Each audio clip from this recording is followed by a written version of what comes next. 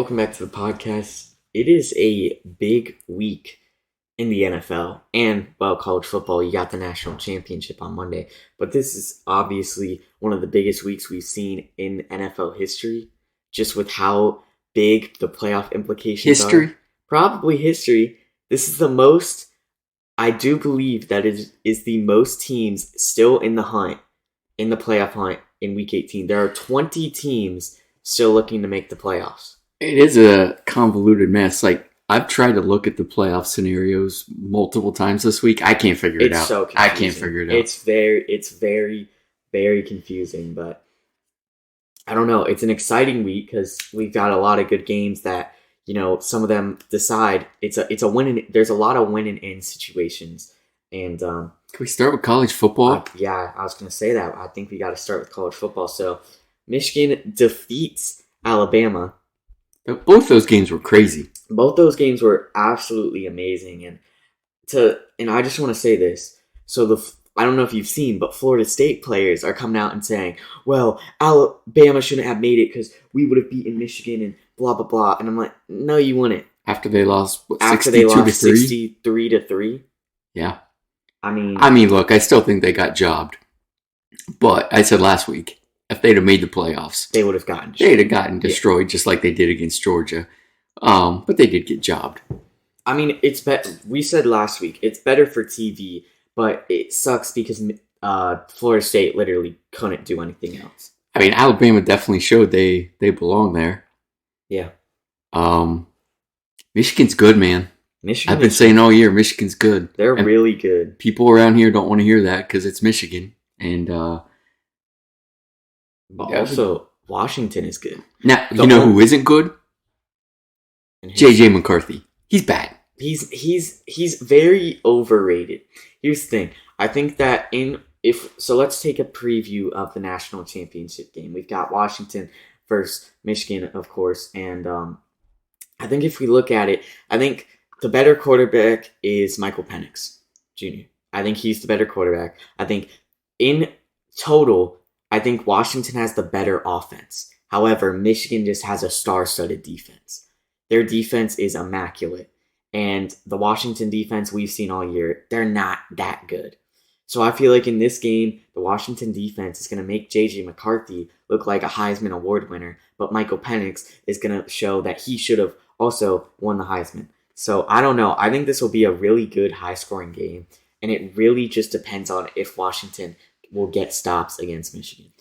I can't believe J.J. McCarthy is projected as a late first-round pick right now. No. He's projected as an early first-round pick. No, he's not. He's like end of the first round, but still, the guy's not good.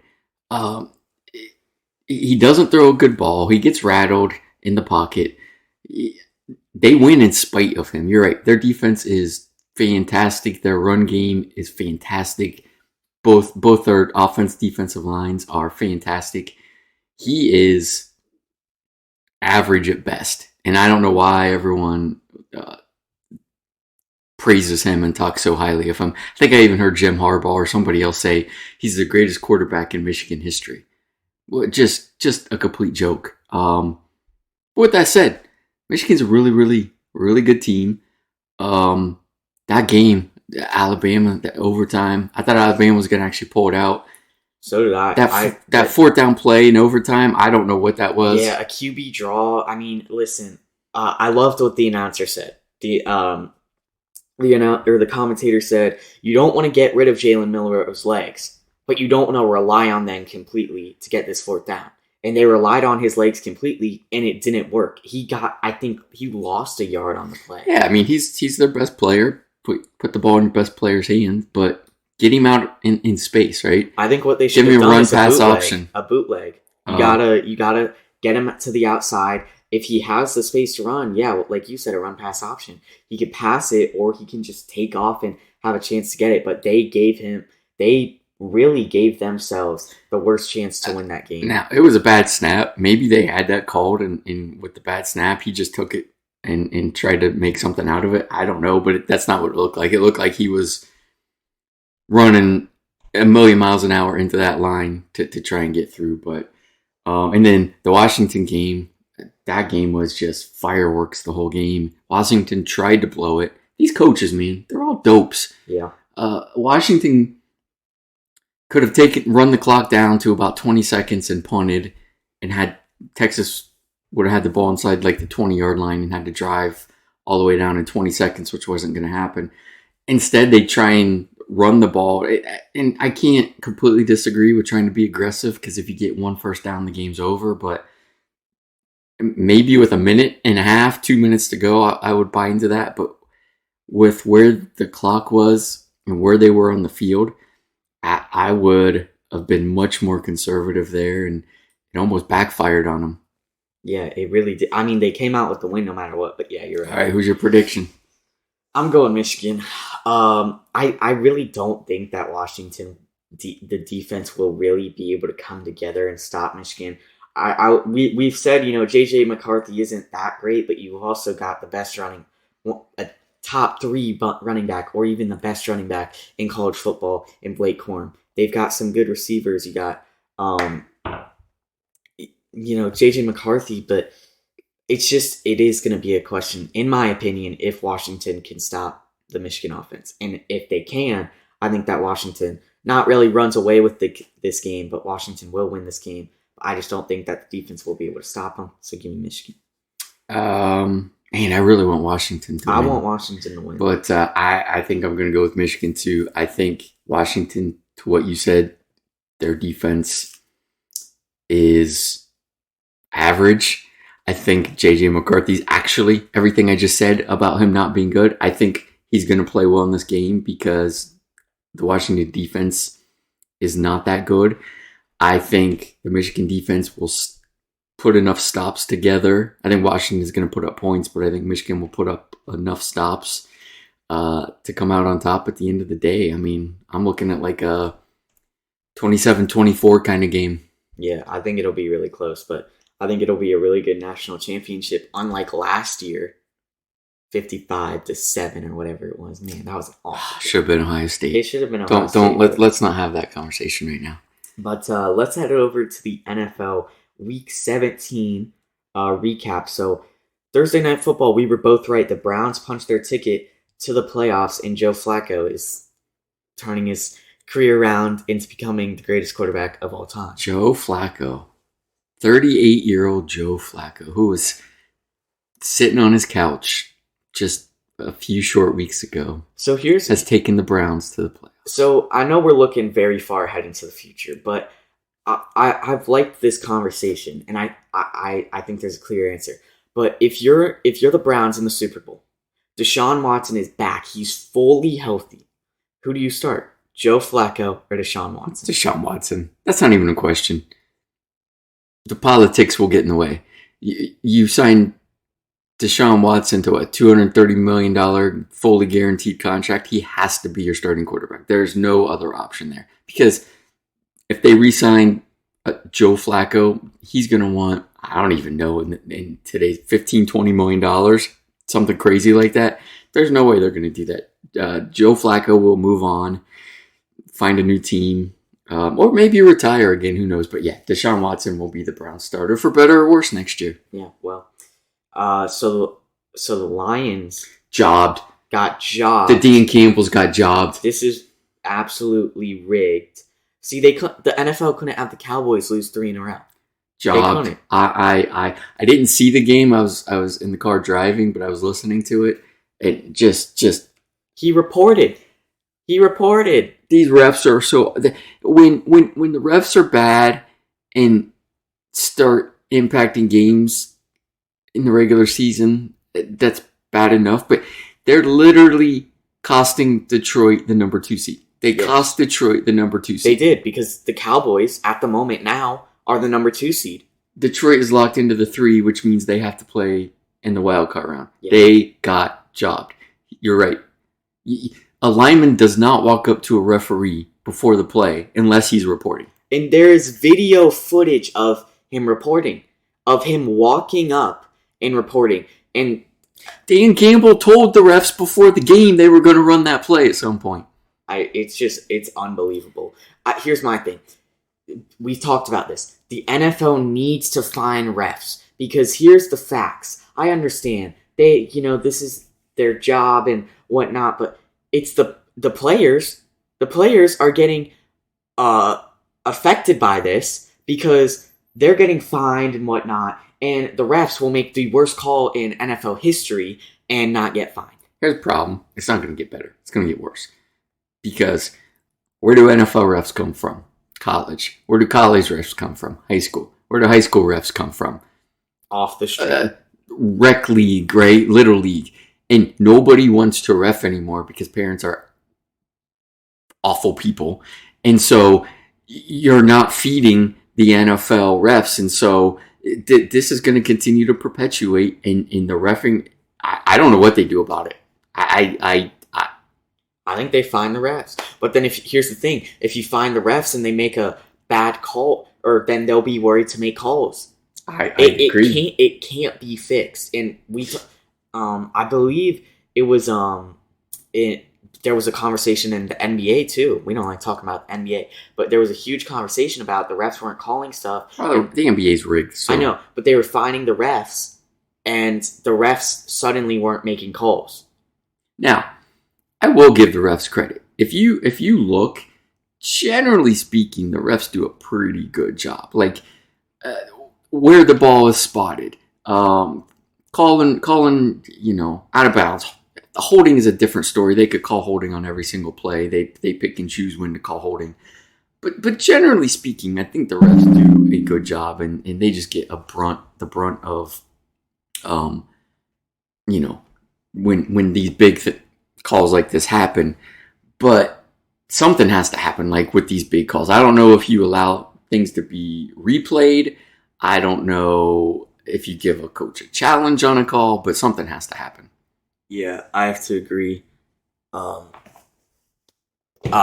have to agree. It's kind of a situation because like we said, if you do find the refs, they're not going to make calls.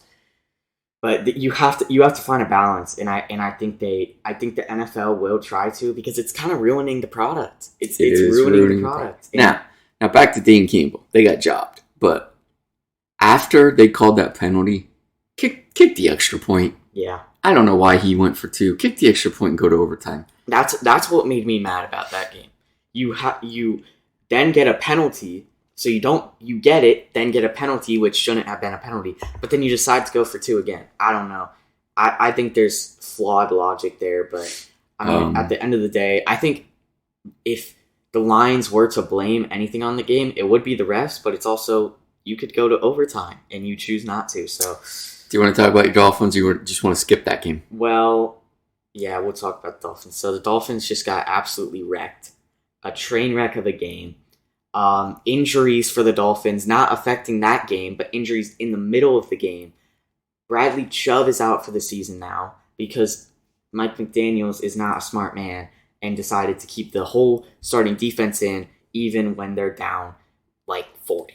I don't know. I don't like what Mike McDaniel did that game. The defense was absolutely atrocious. Vic Fangio didn't make a single adjustment to his defensive play calling, and it was just a really bad game. There's nothing to look at that game and go, oh wow, there was some good things about that game. The only thing I could see in the Dolphins' favor is that Devin Achane actually, he played pretty well. And then you've got the Ravens on the other side, who have the Super Bowl, or not the Super Bowl, but they have the MVP on their team in Lamar Jackson. He secured his MVP spot. And then it's just, I think right now the Ravens are the best team in the NFL. And I'm going to get to this when we talk about predictions, but I think that them benching Lamar for the next game, is going to be the worst decision they ever make. Why? They have nothing to play for.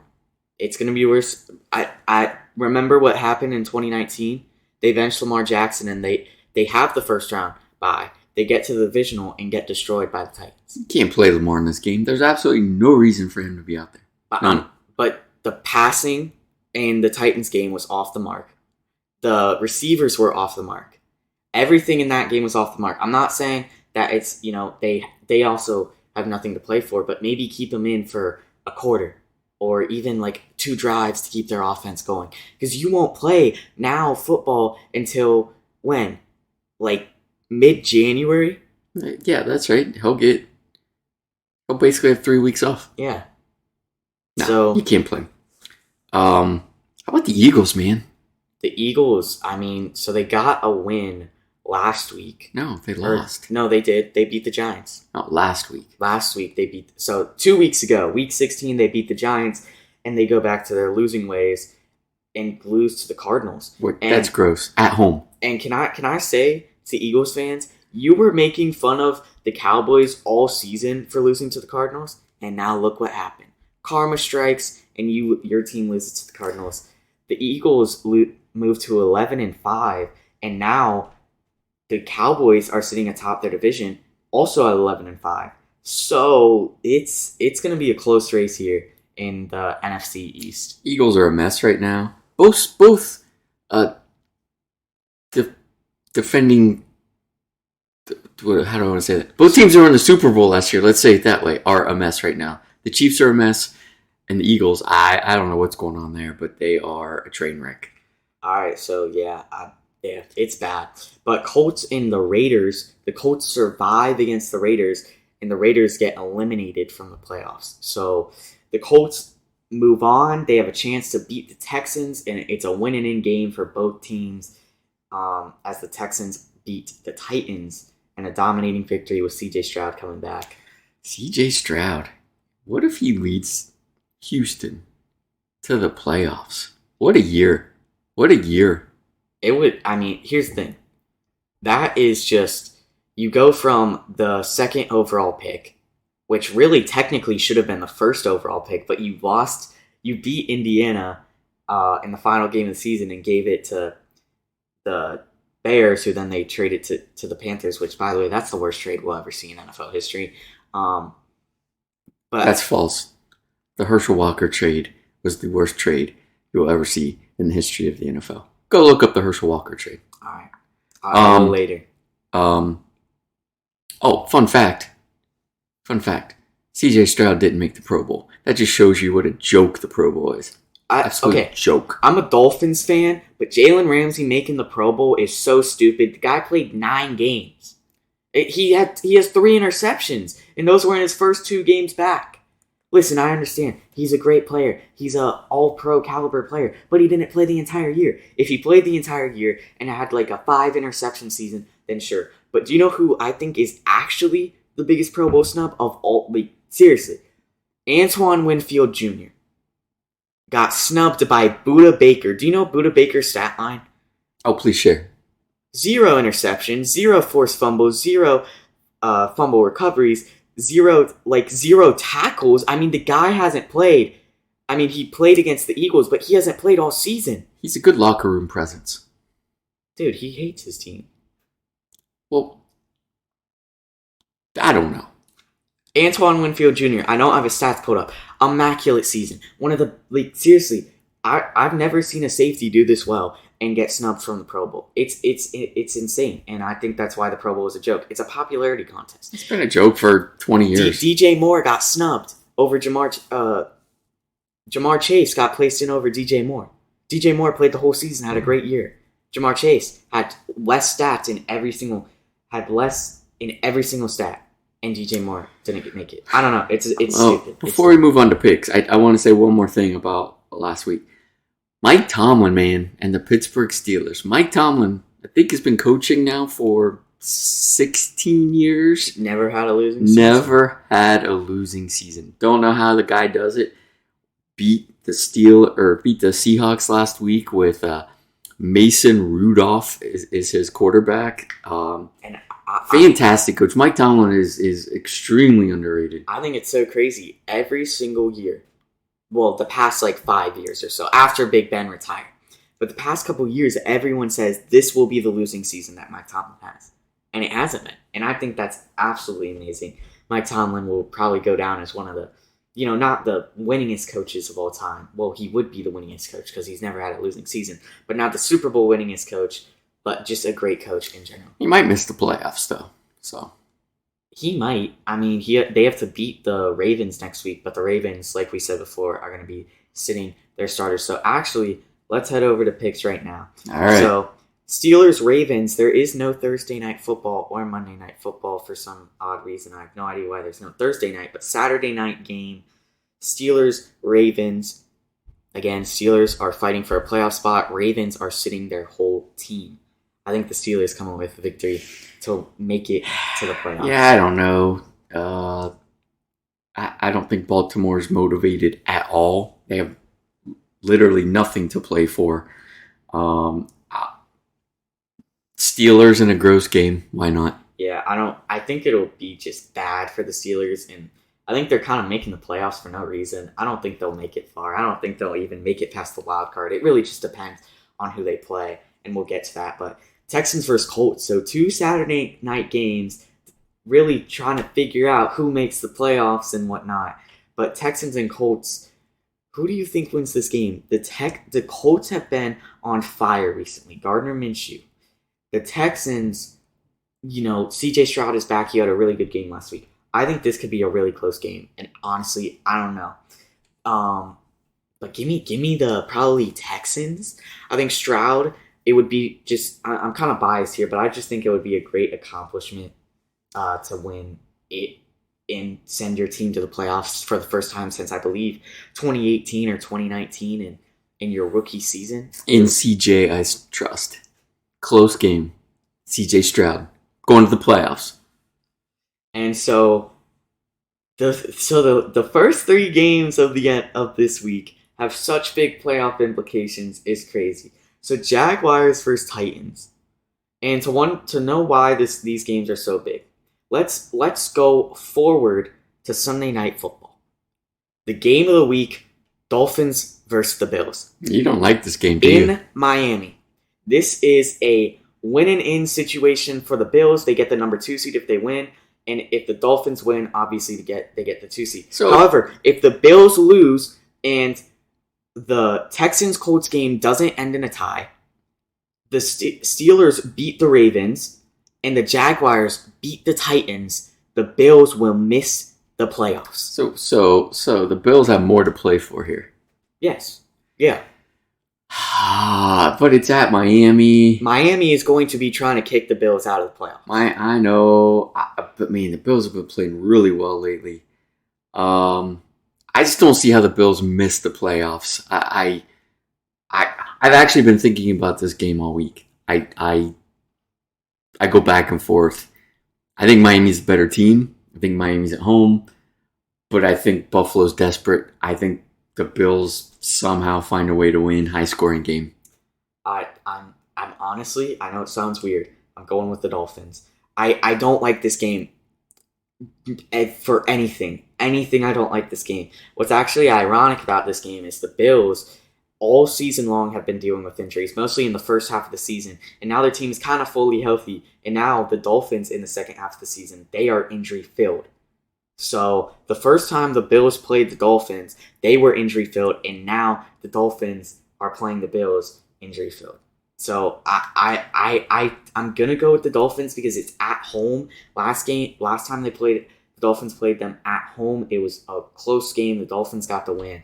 I think that the stadium is going to be so loud from both teams. Bills fans, Bills Mafia come out to any game and they're loud. But I think the Dolphins should hopefully please come away with this win.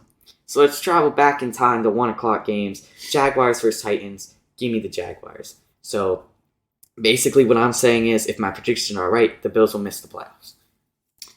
Jaguars close. They need to win to get in the playoffs. They need to win. I think it's going to be really close, though. Mike Vrabel's not going to let Tennessee quit. Yeah. But Jaguars. Vikings and Lions.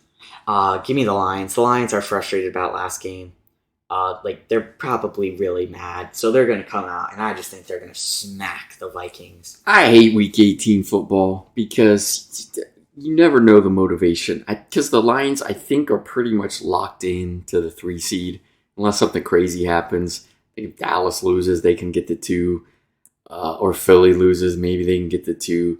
But I think the Vikings are still in the playoff hunt somehow, some way. So they probably have more motivation to win, but give me the Dan Campbells. Why not? Falcons and Saints. This is actually a big game. The Falcons are most likely out of the playoffs. They're technically still in the hunt at 7-9, but the Saints are going to try to win this game. They're 8-8 right now. If they win this game, they can have a chance to win the division. They're also going up against the Buccaneers, who play the Panthers for their division. So it's a big matchup this week for the NFC South. But Do it. I don't want to pick Derek Carr because you're gonna say I'm a bandwagon. Do it. Give me Derek Carr. Wave that Derek Carr flag. Derek Carr, let's go. Unbelievable. Jets and Patriots. This is the worst game of all time, and that is why it is the worst of the week. Welcome everybody to the worst of the week. Both these teams are literally have nothing to play for. The only thing the Patriots have something to play for is a higher draft pick. So they're probably going to be trying to lose this game. But Bill Belichick is not going to let that happen. So give me the Jets. I say this is one of my many I don't cares. Yeah, we this week don't care. I don't care. Yeah, give me the Jets. Why not? Buccaneers and Panthers. Like we said, big playoff implications. Buccaneers trying to make the playoffs. Give me the Buccaneers. I'm trusting Baker Mayfield for once in my life. Don't take the Panthers. Baker Mayfield is going to lead the Buccaneers to the playoffs. And we're going to talk about that next week. Yeah. And I'm not going to be happy about it. So let's just get ready for our conversation about that. Yeah. Baker Mayfield.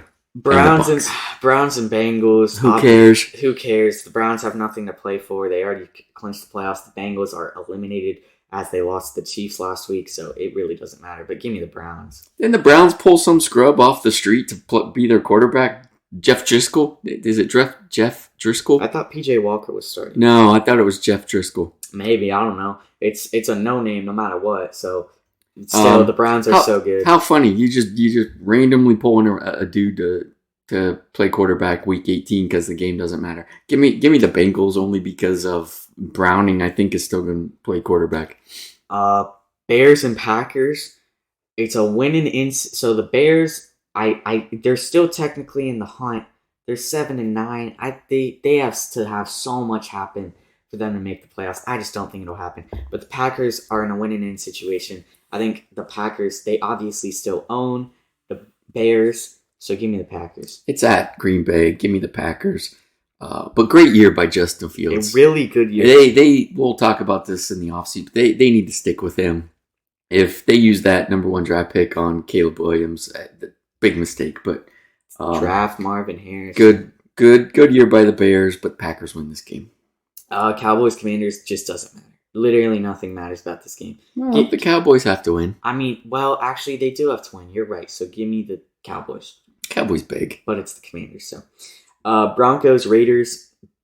Who cares? We're just not even going to pick this game. I'm just going to, eeny, meeny, miny, mo, Raiders. I'm taking the Raiders just because they've had a pretty decent end of the season. I think the Broncos are in shambles right now. Wilson's still not playing, so give me the Raiders. Eagles and Giants. Eagles big because they need like this is seriously. They already clinched the playoffs, but they need a win. They need a win, but I don't know how motivated they are because I think if the Cowboys win, maybe the Eagles are locked into their 3-seater. It doesn't matter. I think they win. I think it's not big though. I think it's teeny tiny. Seahawks and Cardinals. Seahawks are fighting for, honestly, a better draft pick, so they're probably going to be trying to lose this game. And the Seahawks are fighting for a playoff spot. So give me the Seahawks. Seahawks lost last week. I kind of want to take the Cardinals here, but I'll take the Seahawks. Rams and 49ers. 49ers are not playing any of their players as they have already clinched the 1 seed with an Eagles loss last week. And so give me the Rams. They're still fighting for a playoff spot. Have the Niners clinched the Yeah, they've clinched the 1 seed. The 1 spot? Yeah. Aren't the Rams in? Uh, that's a good question. I don't think they are because they're 9-7, and Hmm. so it's a big game. Oh, give me the Rams then. All right, Chiefs and Chargers. This is No, I'll go back. Give me the Niners. okay. Chiefs and Chargers. This is a kind of big game for Patrick Mahomes to see if he can really do something here. They're not they're starting everybody obviously because I think if they win this game and Miami actually no. No. I think no matter what they get the 3 seed. Mahomes isn't going to play, or if he's not going to play very much. But the Chargers are so bad. I don't think it matters. Give me the Chiefs in a gross game. And obviously, we already talked about Sunday Night Primetime. We got, Dolphins, you got Bills. So, I don't know how many times I said that as this game has playoff implications or they're fighting for a playoff spot, but that's how big this season is. It's been a weird one with how many injuries there's been, but I think that this season will finish out strong. I think we'll see some good matchups in Week 18, and I think we'll see some boring matchups in Week 18. Please, Dolphins, I hope you win. And Happy New Year to all of our viewers. And we'll see you when we talk about the playoffs.